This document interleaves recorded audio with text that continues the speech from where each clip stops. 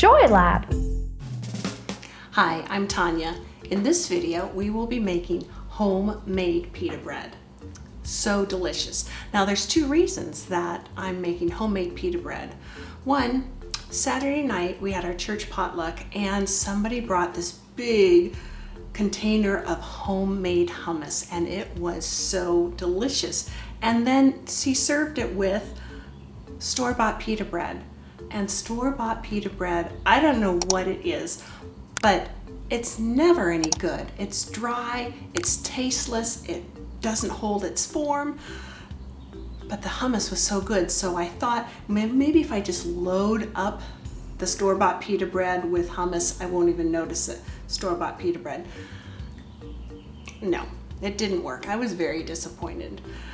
So that's the first reason I'm making homemade pita bread.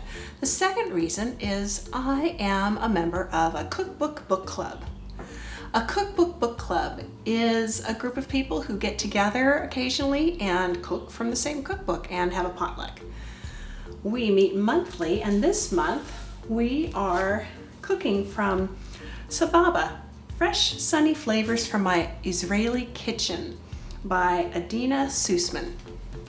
And this cookbook, just looking at it, is gorgeous.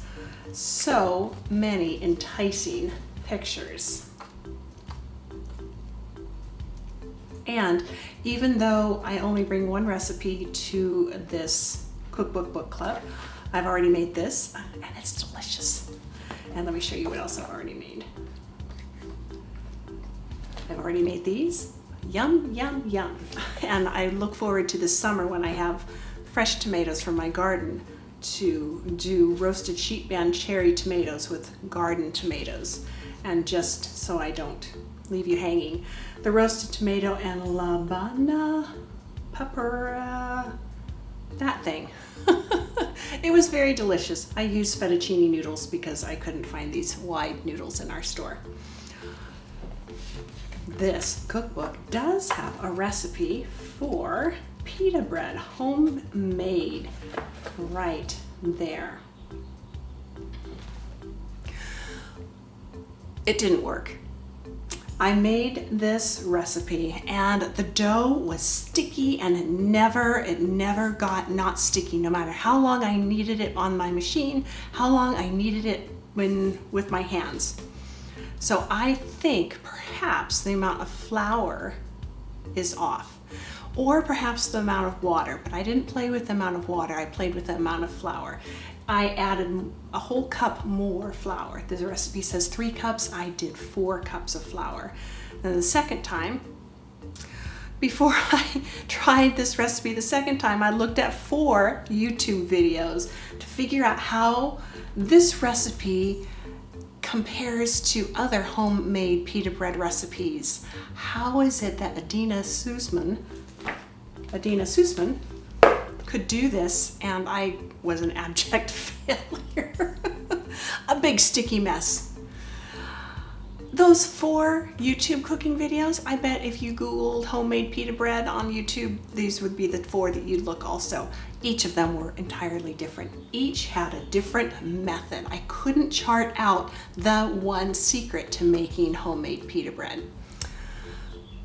So the second time, as I told you, I tried it with an extra cup of flour and I was able to knead it, and those turned out so tasty, my second batch. However, I didn't get this wonderful pita center. You know, you can have and then stuff meat and veggies and stuff in and eat it like a sandwich.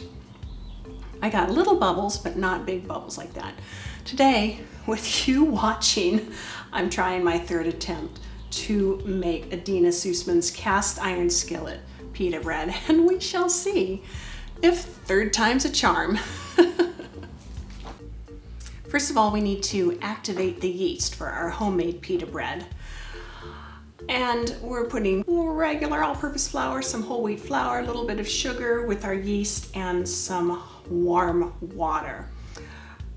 Now, the YouTube videos that I watched, sometimes they would say you don't have to use the whole wheat flour. You can just substitute regular all-purpose flour.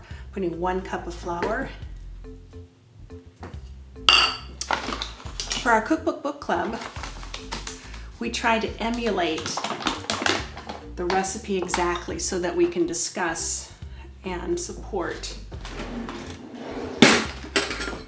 other people making the recipe themselves in case there's problems. All right, now you can see that I bought the whole wheat flour only special for the pita bread. I never use whole wheat flour. And I really like putting my dry ingredients in these big Tupperware containers. It's so much easier to scoop than like this. For this 1/2 cup of whole wheat flour, I know I'm making a mess.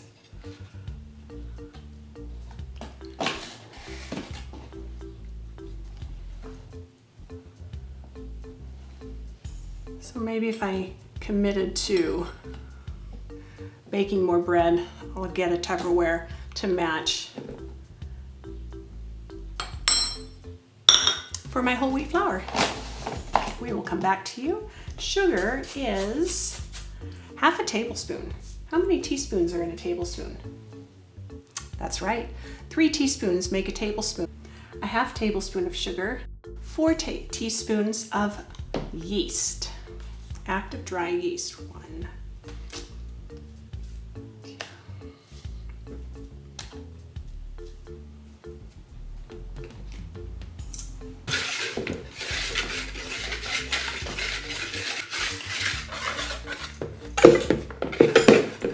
Yeast is actually a living creature. It's a fungus, a fungi.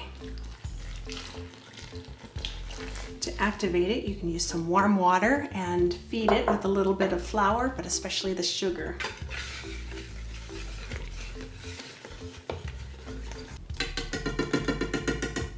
That's a standard bread making procedure to activate the yeast first. We are going to let this rest uncovered for 30 minutes until the yeast gets nice and bubbly to show that they're happy. My happy yeast. I'll see you in 30 minutes. Ooh, our yeast is so happy. They're having a party, just like we did at the church potluck on Saturday night. You may even be able to hear the little bubbles popping. That's the gas that the fungus is giving off as it's consuming the sugar and being activated. Let me see if you can hear the bubbles.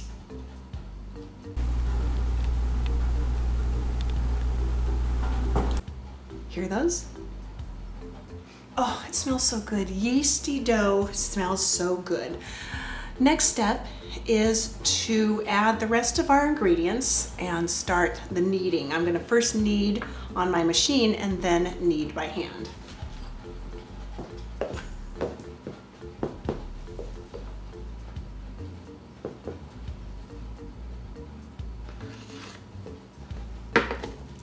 Now remember, in Adeena Sussman's cookbook, Sababa, recipes from my recipes from my Israeli kitchen, she says 3 cups total. I'm doing 4 cups total. That's what I did plan on my second attempt. So I'm going to add, instead of 3, stopping here, I'm going to add a 4th cup of all-purpose flour.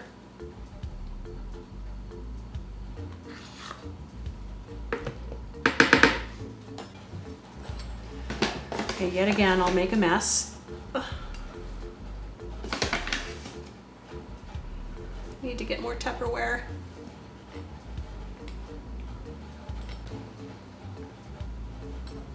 Sugar, we are adding 1 tablespoon.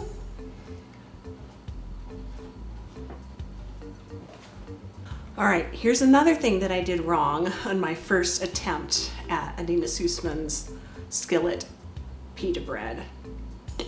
It calls for 1 tablespoon sea salt. I don't have sea salt, so I used 1 tablespoon normal salt.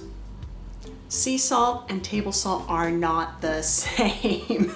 My sticky dough that I didn't even get to bake because it was so sticky, but I tasted it because it was sticking to my fingers. And I tasted it and it was so over the top salty.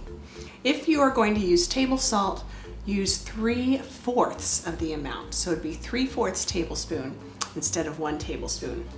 I still don't have sea salt, but I do have Morton's kosher salt, which is the same as sea salt measurement wise.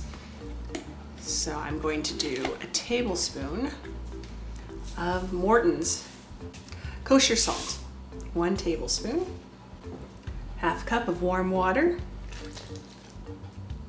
And that may be where I should adjust the recipe instead of adding more flour. I don't know, I'm not going to try it this time.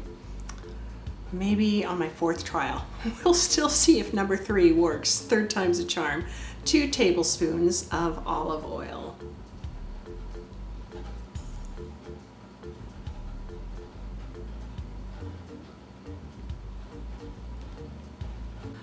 Adeena Sussman in her cookbook Sababa, Fresh Sunny Recipes from My Israeli Kitchen, says to use your mixer with a dough hook for 5 to 7 minutes and then let the dough rest.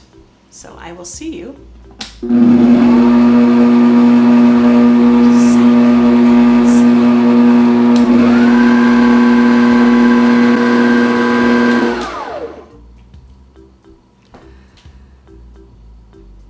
This dough is not ready. Adeena Sussman in her recipe book Sababa, Fresh and Sunny Flavors from My Israeli Kitchens, would take this right now and let it rest for 45 minutes. But I still think the dough is too sticky. The other four YouTube videos that I watched all wanted to make sure the dough was dough-like. They use better words than that. But right now, it's sticky. I think I need to add a little more flour still. See, it's not even pulling away from the edge, and when I turned off the machine, the dough just sunk. Adeena Sussman says add a tablespoon of flour at a time. I'm going to go for a 1/4 cup, 1/4 cup of flour.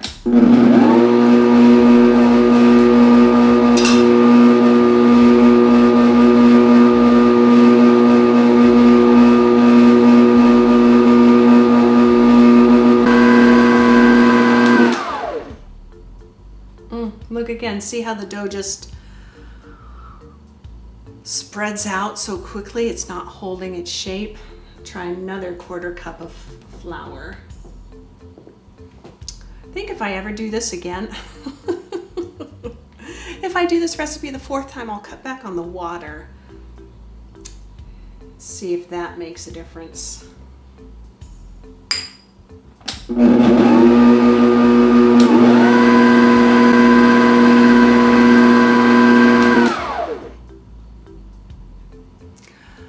We're going to go by hand now. I'm going to knead this by hand on the counter in front of all of you to get this dough to be, it's not quite as sticky, but it's not elastic like dough needs to be. So I'm adding a step to Adeena Sussman's recipe. Put some flour down on the counter. If you are doing any kind of bread making, a flour wand is a fun tool to have. Keeps you from getting too much flour in one spot. Oh, it's so fun. It's like a magic wand. You can see this other video where I use the flour wand. And if you want a flour wand of your own, I have a link to one in the description below. I told you I watched 4 YouTube videos after my failure the first time with this recipe. One of them, instead of flouring the counter, oiled the counter. And instead of flouring your hands, which is what I forgot to do, oiled their hands. Adeena, you should come over to my house and teach me how to do this properly. If you're ever in California,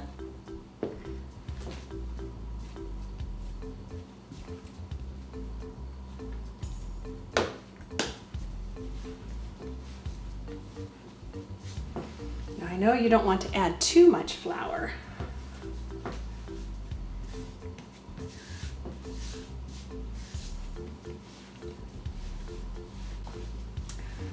This is feeling better. Oh, the first batch, there was no way I could do even to get this far. It's feeling similar to the second batch, as it should, since I did it exactly the same way. All right, Adeena Sussman would just let this rise in her mixing bowl because she didn't need it. I'm not putting it back in there. I'm putting it in another bowl. All the other YouTube pita bread recipes said to put it in a bowl that is slightly oiled. I'm going to cover it with a cloth and let this dough peekaboo rise for 45 minutes to an hour. So I need to put this in a warm place. And I'll see you in 45 minutes to an hour, and it should rise. Rise. See ya. All right, our dough has rested in a warm place for 45 minutes. Can you tell how it's risen? Oh, so beautiful. Now, Adeena Sussman has us putting this in the refrigerator for 45 minutes to an hour. I told you after my failure first time with this recipe that I looked at 4 different YouTube videos. Only one of them had anything to do with coldness.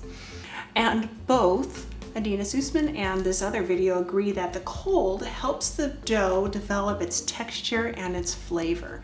So 45 minutes in the refrigerator, and I'll see you after that.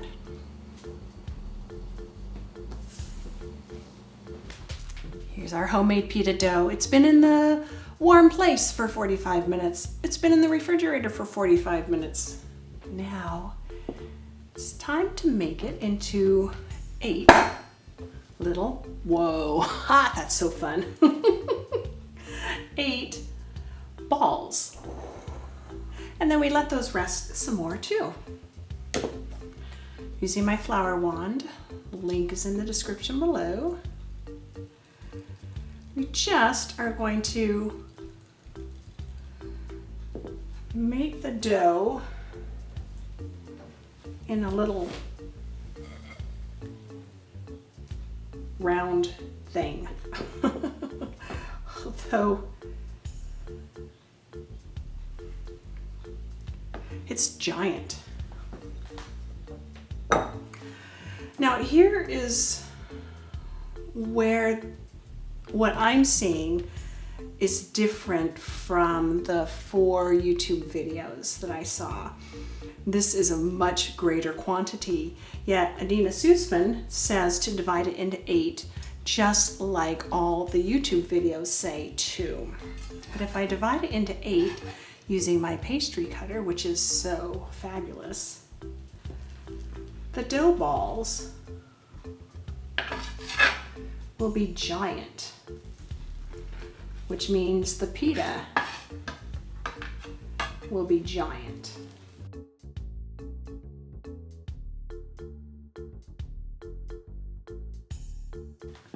My job is to make it into a ball of dough, and then we'll let it rest even some more. But still, it's giant. And when on trial 2, I actually ended up dividing each of the 8 in half and making 2 out of these because it's just so big. So I'm going to do that for you also. Adeena Sussman, I'm not quite sure how to get this to work the way your recipe says. But I'm getting twice as many pita breads out of this, so I'm not going to complain.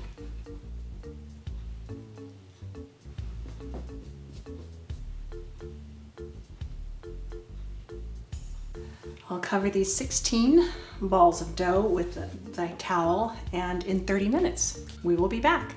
The recipe says, put your oven screaming hot, 550 degrees, put a cast iron skillet in there, heat it up, and then that's where you cook your dough balls. Well, I had the smoke detector going all the time. It was just too alarming. So I told you I looked at 4 YouTube videos. One of them was cooking them on this cast iron skillet on top of the stove. So that's the way that I did with the second recipe, and it turned out just fine. And I'm going to do that now. Okay, I'm gonna roll out a couple at a time.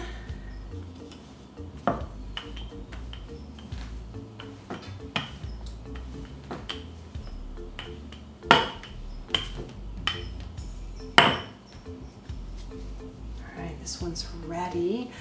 It's beautiful pita. It's going on the cast iron stove. I've got to cover these so they don't dry out. This one's going on the cast iron skillet.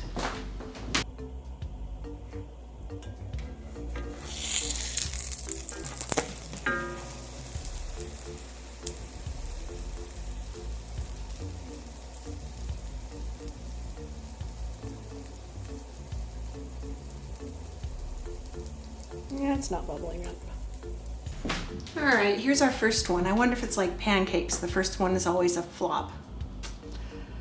It didn't rise or bubble one bit. It's nicely browned. He's kind of fat. I wonder if he's too fat. And I should probably let the dough rest a little bit more before I start cooking it. After I roll them out.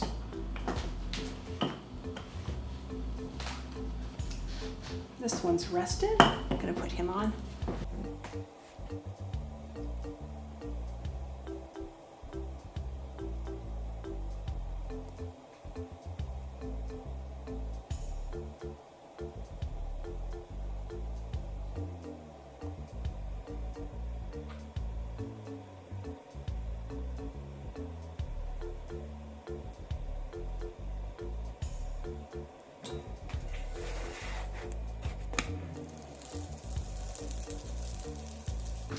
This one has a little bit of a puff to it. You can see some bubbles were forming. Not enough to make a pocket.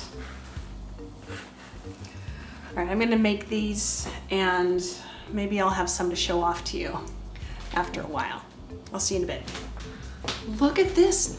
I think the last one actually puffed up the way we hope and dream that it will. I was so encouraged as I was going because some of them, like this one, you can see puffed up in about 5 different little bubbles. This one, oh, tried so hard to have a big bubble in the center. Had some on the sides. Little bubbles, but no big bubbles until this last one. Oh, we've got to cut it open together and see if it's true.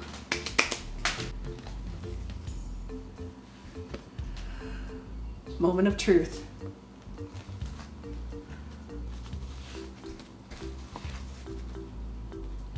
Kind of sealed it together with my knife. Let's see. Oh, it worked. It worked. The very last one worked. Oh my goodness. I am so excited. The very last one worked exactly how it was supposed to. So why? What made this one exactly right and the rest of them trying really hard but not making it? Oh, wow. I don't know. Adeena Sussman, look, I did it on my third try. Third try is a charm, and you can see why it made sense to cut the big ball of dough, not in 8, but into 16, because these are big enough pita breads as they are. Oh, I just have to pose. Oh, it worked. So happy.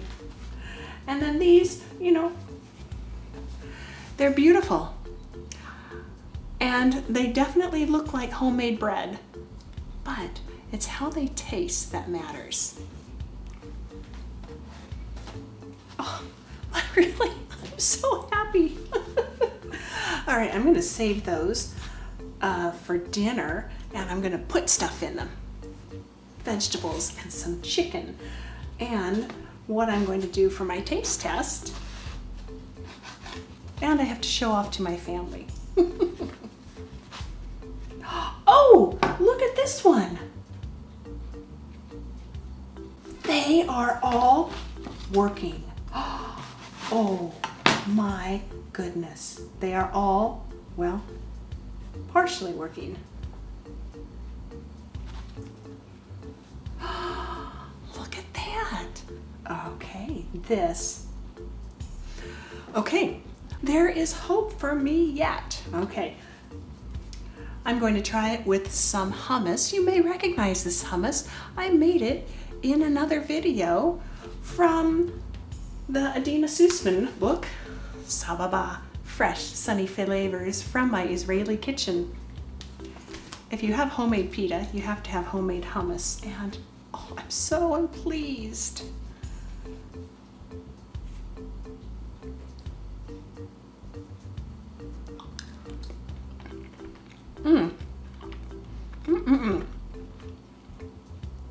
I'm only tasting hummus. I want to just taste the bread.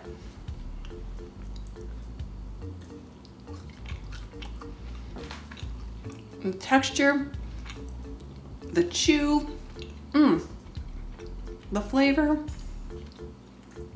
perfect for adding, dipping, spreading. I would even like a peanut butter sandwich with this, or just some butter, or some of the other wonderful sauces that I can make in this cookbook. I have so many resources. If you want to journey with me and make freezer meals, this took hours. And now what I can do is, once they're completely cool, wrap each pita individually in saran wrap and put them in the freezer. My pita bread, homemade, is cool, and I have wrapped them individually in saran wrap. And I can freeze these because I have a lot, and I still need to make some fresh for the potluck, my Cookbook Book Club potluck that's coming up. I'm going to freeze these for now. Not all of them, I have to have some for dinner tonight, some to show off with. I love these freezer meal labels because they come off in water with no residue. I can just throw this in the dishwasher or run it under the water and it'll clean it right off.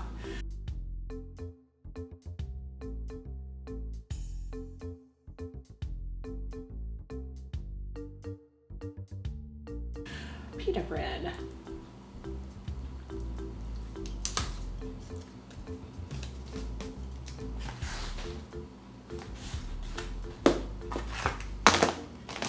Now this is going in the freezer.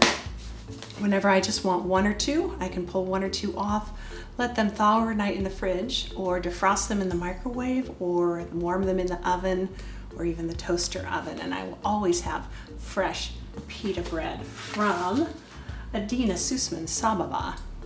Fresh, sunny flavors from My Israeli Kitchen. You can pick up this cookbook yourself.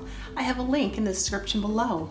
Also in the description below, I have all sorts of resources on how you can make your life easier by making freezer meals. Please like, comment, subscribe, share. It helps YouTube put my video in front of other people who are interested in making their life so much easier with freezer meals. I'm Tonya. Thanks for watching. Joy Lab. Learning done right. Learn more with Joy Lab. Like, subscribe, comment, share. Visit us at www.joylab.biz. Thank you.